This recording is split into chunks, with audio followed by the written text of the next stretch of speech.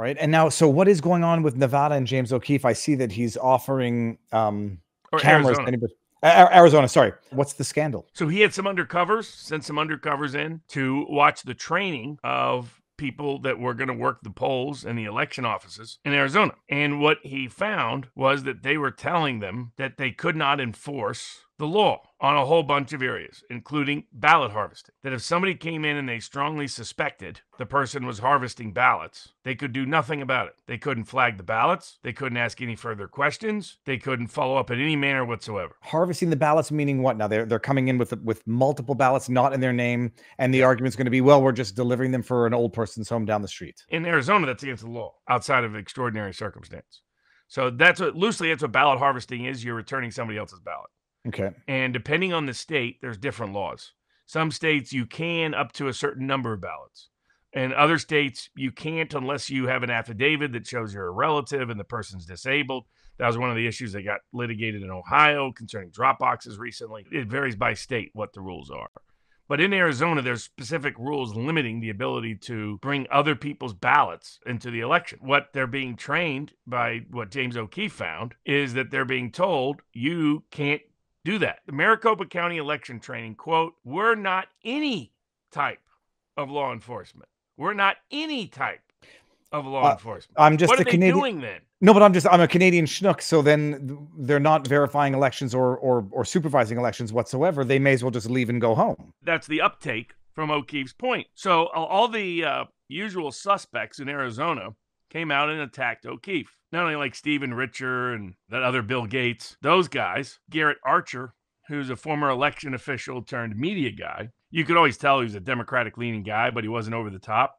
Ever since 2020, he's gone over the top. He makes absurd statements.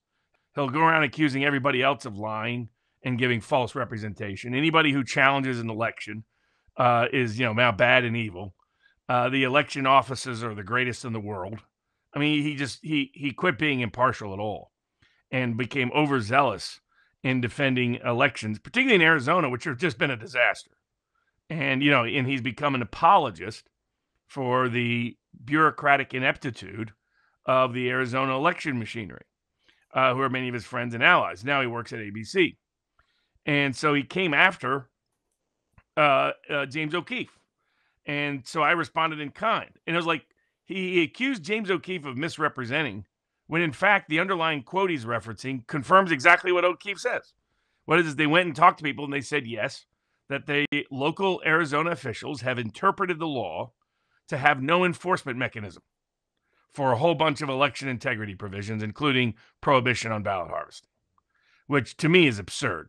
And this is what Jeremy Duda actually, let me see who Jeremy is. Dad, husband, Axios, Phoenix. Okay. It says Arizona GOP chair Gina Svoboda tells me the O'Keefe media video of Maricopa County poll worker training is a, quote, total misunderstanding, end quote. She emphasized that Arizona's ballot harvesting ban has no enforcement mechanism and that everything the trainer said is, quote, 100% accurate. Right. So now, by the way, that's a reminder that the Arizona local Republican Party is a complete waste of space. But because that means there's no misunderstanding there, because that's exactly what O'Keefe reported. And that's exactly what the person's saying. Where's the misunderstanding? How's there any misunderstanding there? The misunderstanding is that the Arizona officials are interpreting state law to be unenforceable when it comes to election integrity issues like ballot harvesting. And my point was that confirms O'Keefe's reporting, and that's deeply problematic. And also it contradicts what people like Garrett Archer, this guy from Axios, others have tried to claim. Like when somebody will highlight a problem with how elections are done in Arizona, they'll say, oh, no, we have a law against that.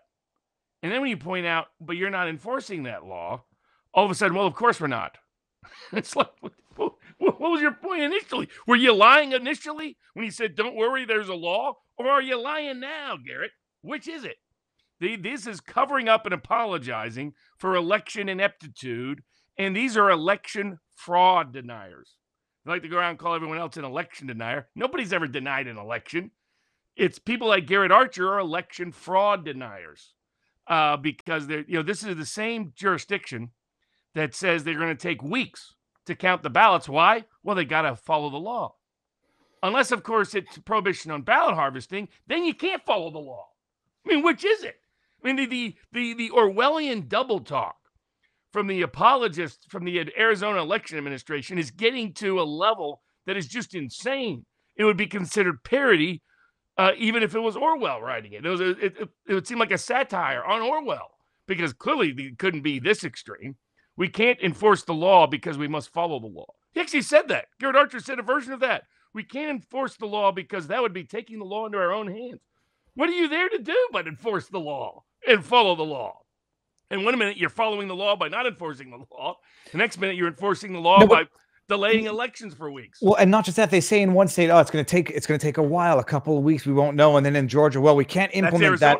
That's Arizona. Yeah. And then in Georgia, they say we can't. State that says the law requires us to take all this time says they can't follow the law when it comes to ballot. That's even more hypocritical. I was just going to compare Arizona to Georgia, where they say we can't train the workers. It's going to cause delays. We can't have them count up the vote. All right. Okay. So this is a problem. Why should people not be panicking, Robert?